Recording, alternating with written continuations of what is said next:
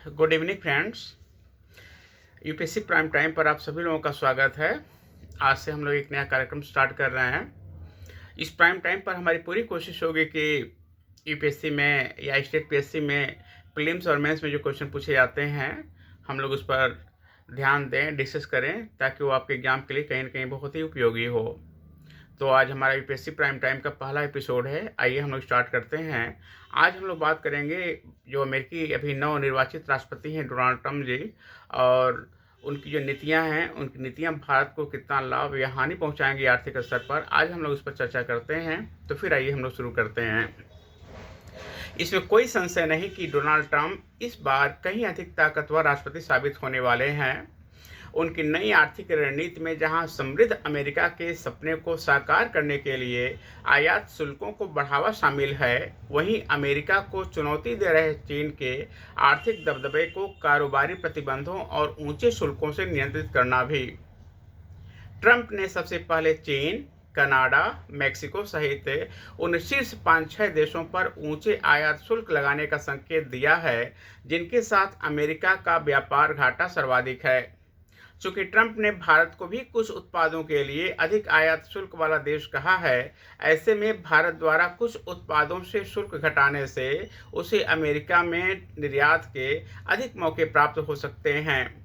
Trump ने दूसरे कार्यकाल में वैश्वीकरण की जगह मेरा अमेरिका प्रथम की धारणा को प्राथमिकता देते हुए परस्पर निर्भर अर्थव्यवस्थाओं की जगह अमेरिकी आत्मनिर्भरता और आर्थिक मजबूती की ओर बढ़ने के इरादे जताए हैं। इसका कारण यह भी है कि द्वितीय विश्व युद्ध के बाद विश्व में जो आर्थिक कारोबारी नियम, समझौते और सहकारी एजेंडे बनाए गए हैं, वे सब ध्वस्त होते हुए दिखाई दे रहे हैं। चीन ने स्वीकार्य वैश्विक कारोबारी नियमों का पालन नहीं किया है। उसने न केवल रणनीतिक रूप से पश्चिम का औद्योगिकरण समाप्त करने का काम किया है, बल्कि उसने पश्चिम की कई नई तकनीकें भी चुराई हैं। इसके चलते चीन का दबदबा बढ़ता जा रहा है। 2024 में अमेरिका का सबसे ज़्यादा व्यापार घाटा चीन से रहा। 2030 तक चीन का विनिर्माण क्षेत्र समूचे पश्चिम के विनिर्माण क्षेत्र की तुलना में अधिक हो जाने का अनुमान है। हाल ही में चीन ने ट्रंप के राष्ट्रपति बनने की चुनौती से निर्मित कुछ पहलुओं पर अमेरिका से मुकाबले की नई आर्थिक रणनीति बनाई है। इसके तहत चीन में मांग में ठहराव, बिगड़ती बाहरी आर्थिक चुनौतियां और चीनी अर्थव्यवस्था में गिरावट की बात स्वीकार करते हुए बड़े आर्थिक प्रोत्साहन का रास्ता चुना गया है। रेटिंग एजेंसियों का अनुमान है कि ट्रंप की नीतियों से चीन को भारी नुकसान हो सकता है और भारत समेत आसियान देशों को फायदा होगा।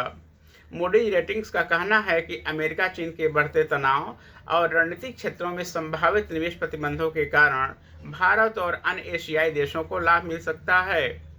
एशिया प्रशांत में व्यापार और निवेश प्रवाह चीन से छिटक सकता है, क्योंकि अमेरिका रणनीतिक क्षेत्रों में निवेश को सख्त कर रहा है, जिसका चीनी आर्थिकी पर नकारात्मक प्रभाव पड़ेगा। भारतीय स्टेट बैंक की शोध इकाई के अनुसार ट्रंप की आर्थिक नीतियों से यद्यपि भारत भी अप्रभावित हुए बिना नहीं रह सकेगा, लेकिन दीर्घावधि में उनकी नीतियों का भारत पर सकारात्मक असर होगा। भारत के लिए आर्थिक मौके बढ़ेंगे। विदेश व्यापार विशेषज्ञों के मुताबिक ट्रंप की नीतियों से भारत के शेयर बाजार में और मजबूती आ सकती है। चीन में मैन्युफैक्चरिंग करने वाली कई विदेशी कंपनियां भी भारत का रुख कर सकती हैं। भारत को अब तक चीन +1 रणनीति अपनाने में सीमित फायदा ही मिला है। ट्रंप के कार्यकाल में यह फायदा बढ़ सकता है। ट्रंप के कार्यकाल की शुरुआत में ही अमेरिका के साथ मुक्त व्यापार समझौते को अंतिम रूप देने से भारत अमेरिका व्यापार बढ़ सकता है। भारत अमेरिका में निर्यात बढ़ाते हुए आर्थिक आपूर्तिकर्ता देश के रूप में भी आगे बढ़ सकता है। मोदी और ट्रंप के बीच मित्रता के बहुआयामी अध्याय भारत अमेरिकी व्यापार को बढ़ाने में मददगार होंगे। वैश्विक अर्थ विशेषज्ञों का यह भी मत है कि भारत और अमेरिका के बीच लगातार बढ़ता हुआ व्यापार ट्रंप के नए कार्यकाल में और बढ़ेगा। वित्त वर्ष 2023-24 में करीब 120 अरब डॉलर मूल्य की वस्तुओं का द्विपक्षीय व्यापार हुआ था। 2024 में जनवरी से जून के बीच अमेरिका भारत का सबसे बड़ा व्यापारिक भागीदार बनने के साथ साथ भारत के लिए अमेरिका निर्यात के सबसे बड़े बाजार के रूप में उभरा है। पिछले वर्ष अमेरिका के साथ व्यापार संतुलन भारत के पक्ष में रहा और यह अधिशेष 35.3 अरब डॉलर के स्तर पर है।